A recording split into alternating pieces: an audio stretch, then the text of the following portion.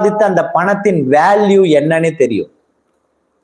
எங்க வீட்டுல அடிக்கடி நான் ஒரு காரியத்தை வீட்டுக்குள்ள டஸ்ட்பின்ல சாப்பாடு இருந்துச்சுன்னா அன்னைக்கு எங்க வீட்டுல கலவரம் நடக்கும். கலவரம் நிச்சயமா உண்டு.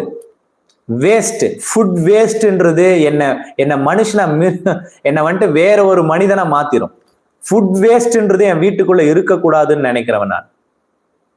ஏன்னா இந்த ஊழியத்தை, இந்த என்னுடைய வாழ்க்கையை பொறுத்த அளவுக்கு என்னுடைய வாழ்க்கை தேவனுடைய ஊழியத்திலிருந்து கிடைக்கக்கூடிய பணத்திலிருந்து உணவு வருது.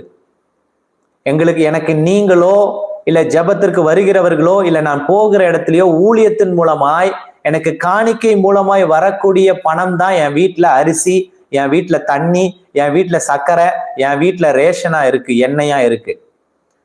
அப்படி இருக்கும் பொழுது ஒரே ஒரு பருக்க டஸ்ட்பின்ல போனாலும் யாரோ ஒருத்தர் தேவனுடைய ஊழியனுக்கு என்று கொடுக்கிற அந்த காணிக்கையை நான் துச்சமா தூக்கி எறிகிறேன்னு அர்த்தம். என் வீட்டுக்குள்ள பெரிய கலவரமே நடக்கும். டஸ்ட்பின்னுக்குள்ள நான் தப்பி தவறி சோற பார்த்தான்.